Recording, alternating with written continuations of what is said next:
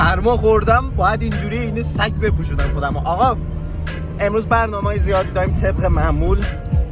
اول از هر چیزی میریم هدلایت تینا رو درست کنیم، بعد باند عقب ریخته اونو اوکی بکنیم، بعد احتمال 50 نزنیم ما رو داشت، احتمال 56% امروز میخوایم چراغ بکشیم به کف تینا، چراغ قرمز رنگ آجی. پس با من همراه باشید دوستان، به مورد عشق منی.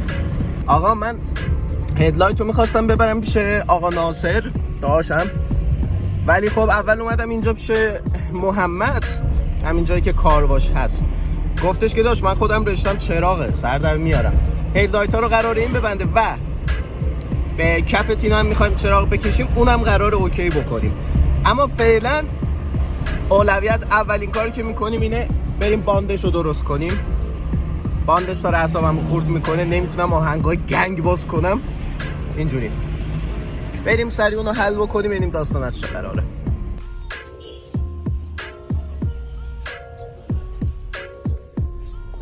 خب 7 متر از اونا باید بگیریم، یه 5 متر هم گفتم سیم بده بهمون تا بخریم ببریم برای نصب. هم باید کلید بگیریم برای نصبش. 7 متر گفتیم بده.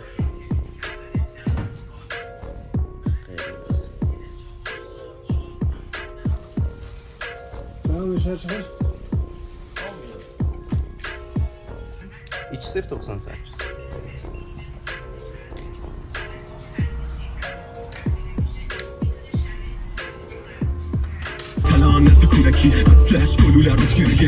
آوردیم انداختیم اینجا، بچه ها استادمون داره نگاه میکنه ببینه داستان از چه. نه باخسان قرمزه ده به مولا.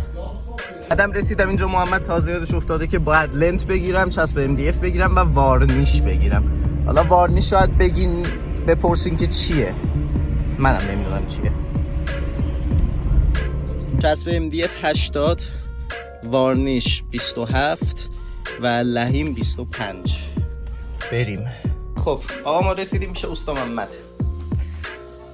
قرار سیم کشی بکنیم. بچه ها وارنیش اونه، این وارنیش کلید و چراغ و سیم لحیم و چسب MDF. تینامون هم که اونجاست. واه چی میگی؟ چنین کاری رو باید بکنیم به خاطر اینکه آب نخوره بهش، دهنمون سرویس بشه، این همه خرجی که کردیم به گاج بره. و فعلا داستانیه دیگه، اینجوری حرارت میدیم، این سیمو میکشیم، سیم وصل میشه به باتری،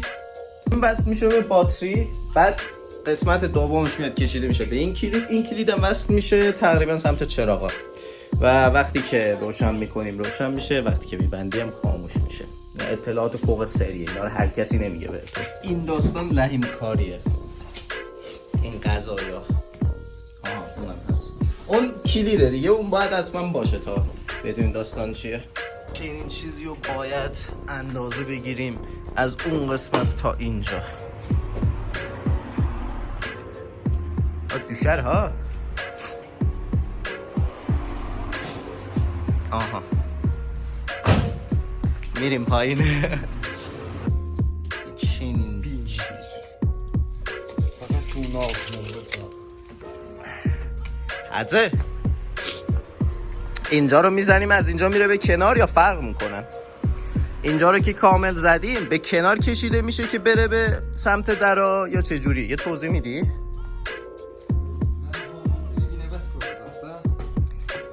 یاخت.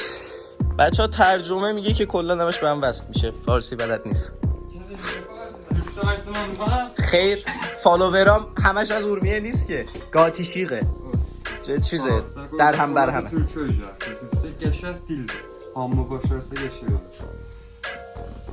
ترجمه خودت میکنی دیگه پویه.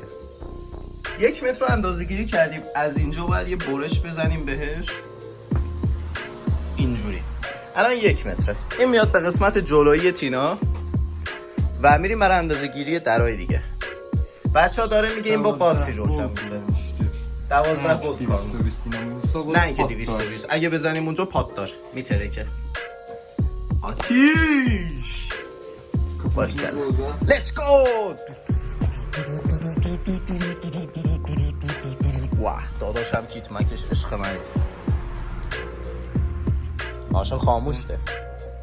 آها واو می خوبه بچه. شما اینو صورتی میبینی ولی من قرمز میبینمش. یک قرمزه اینجا صورتیه. اینجا صورت نه تو فیلم صورتی. البته نارنجی çoxtar bəndir orada da. Fərqi yoxdur qardaş. Surəti ilə narincin çox fərqi var. بستنی ilə نوشابه هم فرقی var ها. چی کثافت کاری چیه تینا تو کجاها میری داش؟ کلا داستانمون از این قراره که اینجا رو عقب و البته اونور رو میخوایم چراغ بکشیم. بعد از این که چراغ کشیدم ارتفاع رو میاریم پایین. اون موقع یه چیز گنگ در میاد. باحال جذاب مطمئن جادار.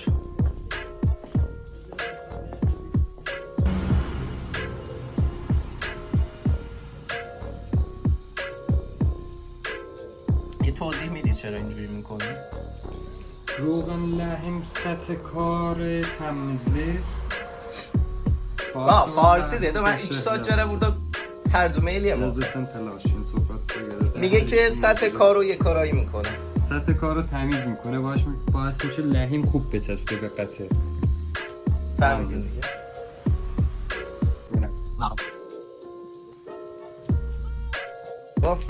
اولی تمام شد برای قسمت جلویش.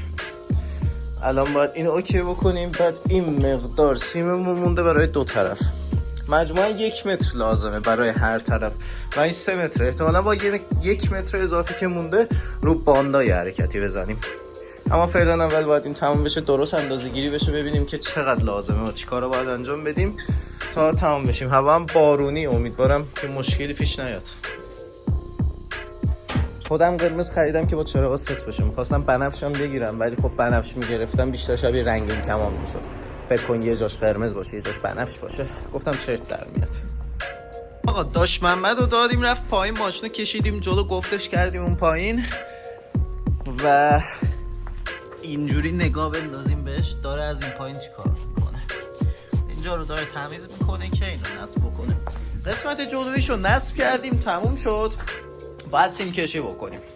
این قسمت از اونجا سیمش وصل میشه به این ور. ساعت 4 ظهره و من هیچی نخوردم. البته استا محمدم چیزی نخورده، طفلی درگیر ماشینا و فلان و اینا اینجوری.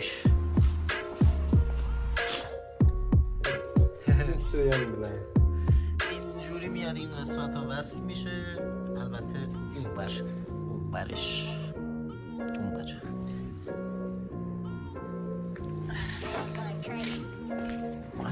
یکیمون مونده، یکی هم ناتمام مونده اونجاست. باید اونم سیم کشی بکنیم و لحم کاری بکنیم.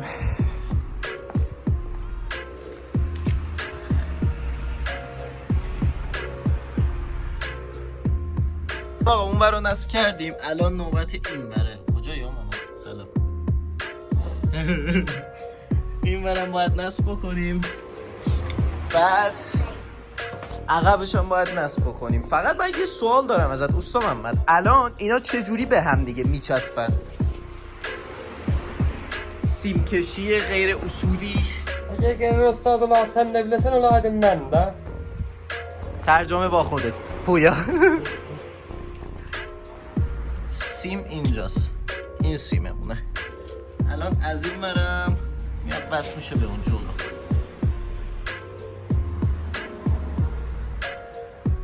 سیم کم آوردیم.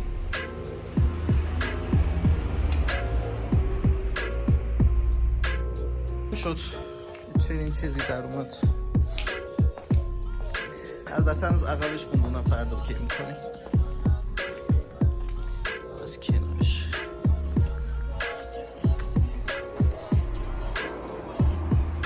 دست در نکنه.